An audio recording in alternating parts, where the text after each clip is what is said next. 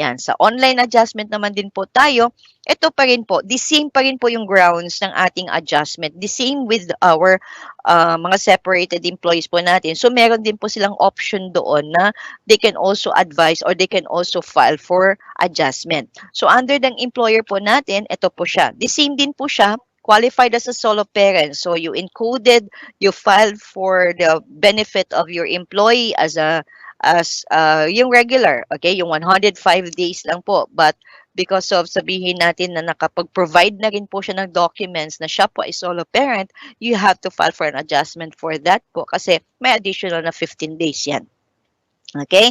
Or SSS computation is higher than the employer's computation. So, the same din po, sabihin po natin na maliit yung amount na in-advance po natin based on or compare natin doon sa computation ng SSS. So, subject for adjustment. Additional posted na contributions. So, current lang po na na-post yung contribution na yan at yan din po ang matataas na contribution na supposedly ay part of the computation and the maternity benefit. Yan, subject for adjustment. Okay? Then we have correction of the approved number of days. The same din po sabihin natin, 105 days.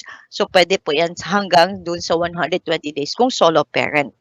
Correction of type of claim, yun po, sabihin natin na live childbirth, tapos yung pala ay solo parent siya. Meron doon mga options, right? So, check lang po natin yun. Then, allocated leave credits was not used. Yan din, the same case din po na talagang hindi nagamit.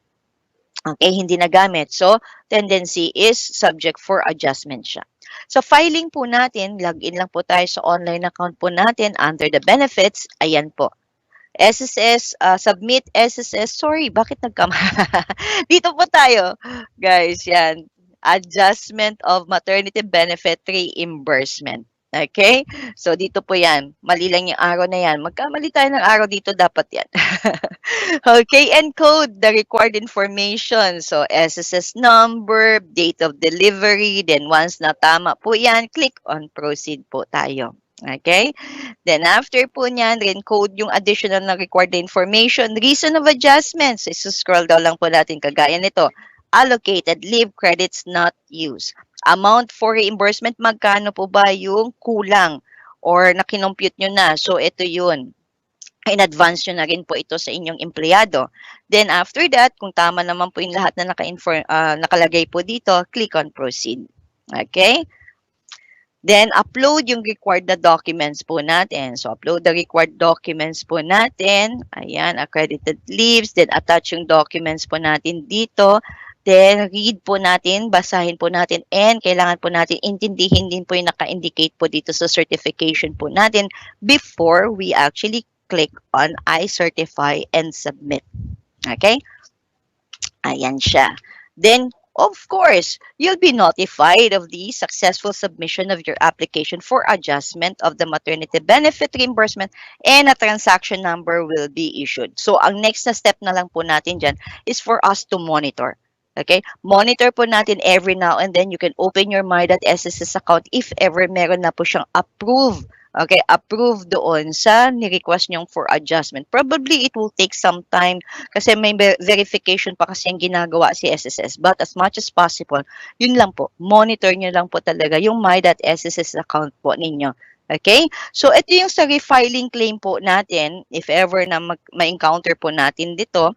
So, rejected claim, okay, due to non-receipt, ito, na-mention ko po, non-receipt of the advance payment made by the employer or failure actually of the employee to confirm and certify yung receipt of the advance payment within an prescribed period, within 7 working days.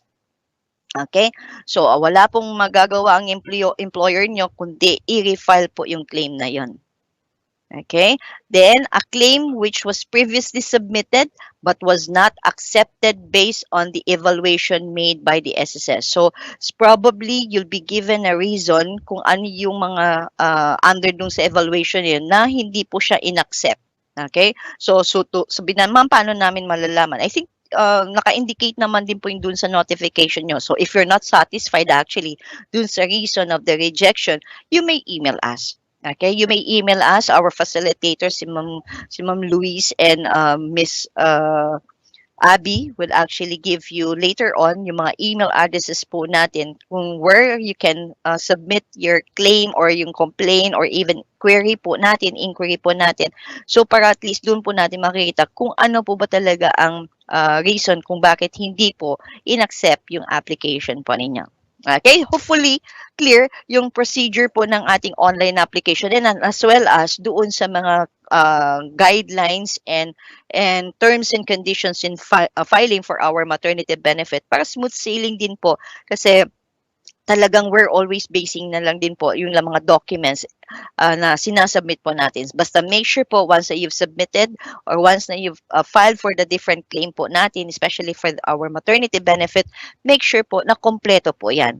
Okay? Kasi pag kulang po yan, ma-adjust ngayon yung filing date po ninyo. So kung kailan po ninyo na kompleto yung inyong application, lahat po na or na kompleto yung mga requirements, that is the filing date na i-consider. Hindi yung mga previous na sinabit po ninyo.